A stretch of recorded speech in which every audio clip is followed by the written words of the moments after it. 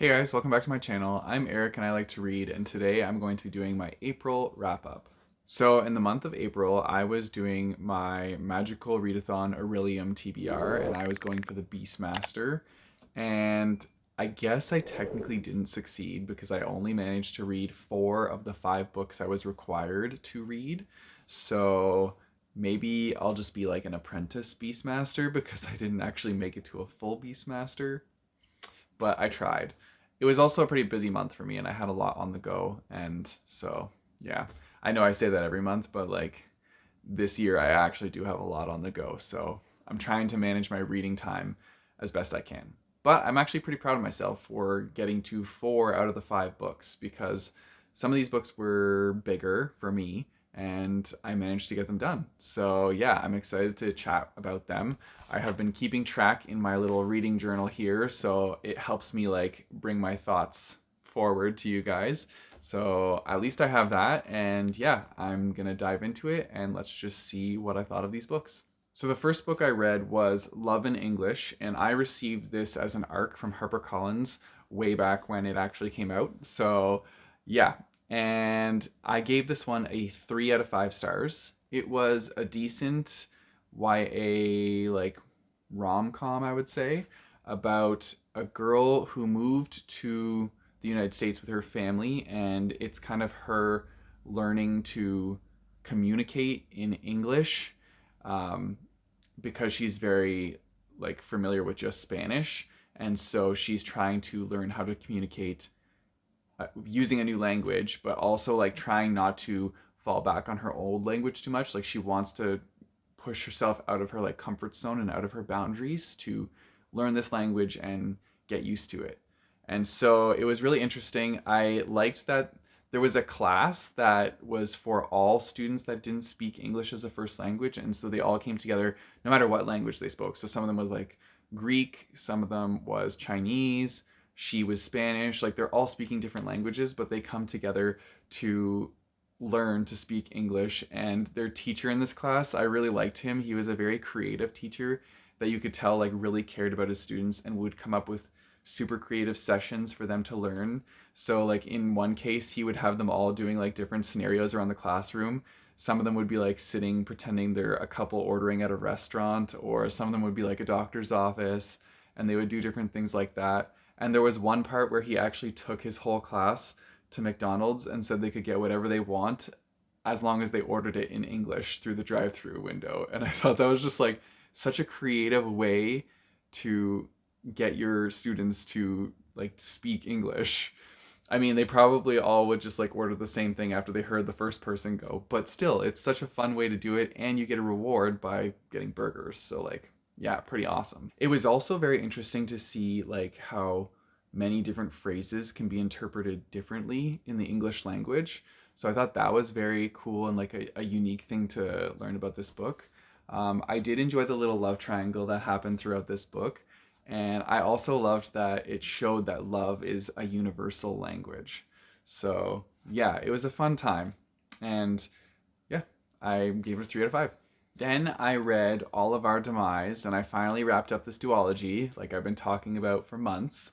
And yeah, I ended up giving this a 4 out of 5 stars. So it didn't quite make the 5 out of 5 like the first one did, but I feel like that's just sequel syndrome for me. So that's fine. I still really enjoyed this book. I definitely was following along with certain characters more than others. Like I was definitely attached to Alistair and Gavin way more than other characters. Brioni, I could have cared less about. She's one of the main characters, and I didn't like her character at all. So like anything that she did really didn't impact me at all. So yeah, but I loved Alistair and I loved Gavin, and then the other characters were kind of just like in the middle. But yeah, so I enjoyed like seeing how they wrapped up this like magical death game. I really can't go into too much about it because this is like a finale and a sequel. Also Hendry was like my heart. I love Hendry. Um, he's just great. But yeah, it was really cool. There was another like little like side plot that they added into this one, as well as like it was happening at the same time as the death game. And the side plot was interesting, and I thought I knew what was going on with it. And when I found out like what actually was going on with it, it was kind of disappointing. Like I feel like I had a better thing in my mind of what they could have done with that I would have been really like pleased with, and I think it would have got like a lot darker than, well, I guess it's just because I have a dark mind, but it would definitely would have gotten a lot darker. But I liked thinking that was what was going to happen, and then I was a little disappointed when it was something different. So there's that. But yeah, overall, I think it was a good end to the duology. They wrapped it up really well, and yeah, it was definitely action packed. There were some like lulls in there, but for the most part, like I was pretty pulled into this book and flying through it. So well done. I would definitely read more by these authors. Next up, we have Hell's Gulf, and this was sent to me by Temple Dark Books as a gift. And so this one is interesting because it's following a character who goes to like this little seaside coastal town with his family for a vacation, and things start happening in this coastal town that are very weird and very creepy, and so they kind of just have to like figure out what to do once they're there. So I found it quite interesting. I liked the setup of it, and I liked like the intro of the small creepy town, because you really did get that like creepy feeling when the character arrived and like met up with his family in this small creepy town. It was just like, ugh, you got the heebie-jeebies, which is like what you get when you watch a scary movie and they're like, you're being introduced to like where they're going, what's like, it just feels like dark, like things are going to happen, and you just know it. You just have that gut feeling. That's what you got when you were being introduced to like the beginning of this book. And so I liked that. I thought it was a lot of fun. Um, the book did have some word choices that I was not a big fan of. They're not words that I would use in my regular vocabulary. Some of them I find a little offensive, so like I didn't enjoy that. That was just a minor thing that kind of like hindered me giving it that extra star. Oh, I guess I didn't say my rating. So my rating would be like a 3.5 for this book. Um, but yeah, so that just kind of like hindered that a little bit. But yeah, that's just a small thing for me. I did find that one of the twists that were revealed was a little bit obvious, but I wasn't disappointed by it because like I kind of could see it coming like I would in a horror movie, and I was like getting ready and still enjoying the buildup of it because I knew that something like was gonna happen involving this thing, and so I was here for it. I also have a different mindset on dolphins after reading this book. So yeah, that was kind of interesting, and I don't know if I'll ever think of dolphins the same, but you'll have to read this book to find out why. I thought it was a lot of fun though, and it definitely makes you less excited to go in the ocean, but also like gives you the creepy like horror book vibes, which I really enjoyed. And yeah, it felt like an R-rated version of a long episode of like Goosebumps or something like that. That's kind of like the general vibe I got from it. I also enjoyed that the ending of this book had an alternate ending. So you kind of like, if you weren't happy with the original ending, you could read the alternate ending to see like how that panned out and maybe have a better experience with it that way. I personally liked the ending that it ended with, but the alternate ending was a cool thing. Like I did read it, and I think either way would have worked. So I thought that was really cool that they kept that in here for the reader to experience once they got to the end. And then the last book I had was Dark and Shallow Lies. And so I actually just finished this like right before filming this video. I ended up giving this one a 4 out of 5 stars. This was a dark and mysterious thriller that took place in the Mississippi, like Bayou. I don't know how to say that word. I keep mixing it up. But it was essentially set in like a Mississippi swamp. And so there's like a small village in there called Lachette, and that is where the village is and where the main character comes back to because she visits this place every summer where her grandmother lives and works as like a sidekick, but she also owns like a little bookstore, so she's like a sidekick with a bookstore like side hustle. And yeah, so the main character has come back to this small town in the bayou to work with her grandma for the summer and also figure out what happened to her best friend Elora.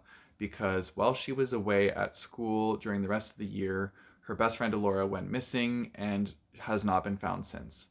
So it's kind of her going on like her own little investigative journey to figure out what happened to her best friend. And it gets quite intense. Like, this book keeps its hooks in you. And I really like what happens because, like, at the end of each chapter, you get like a page that has a little tiny snippet of like what's happening to her friend Alora, but it was what happened, or like what happened to her before any of this went down. So you get little snippets of like the bad thing that happened, but you don't know what it is, and it's slowly revealed to you as the book progresses, which I thought was a really cool like touch. So that was pretty sweet.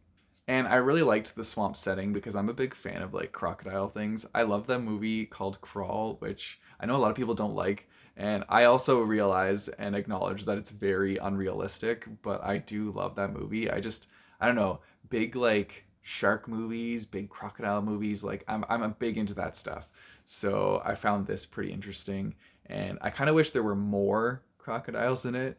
There weren't as many as I was hoping, but I still got the fun vibes from it, so that was cool. I will say there was a character that I was very suspicious of for like certain things for the entirety of the book, and I ended up being correct about that character, which is not a bad thing. Like I kind of I could feel it out, and so I was kind of like, okay, yeah, I see why they did that. Like I was kind of expecting that kind of thing. So it wasn't like a huge surprise to me, but I still enjoy like where the story went and how they revealed it and how it all played out, I guess. But yeah, it gets pretty dark, and it was definitely something that kept me interested.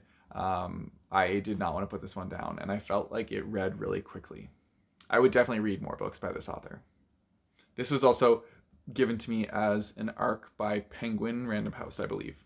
So thank you, Penguin, for giving me this book. And those are the 4 books that I managed to finish for the month of April. Overall, it was a pretty good reading month. Like, everything was above 3 stars, so I really did enjoy the reading month. Let me know what your favorite book was that you read in April in the comments down below.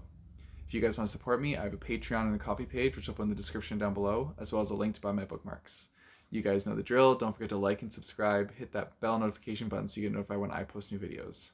I post some videos on Tuesdays and Thursdays. And until next time, keep on reading.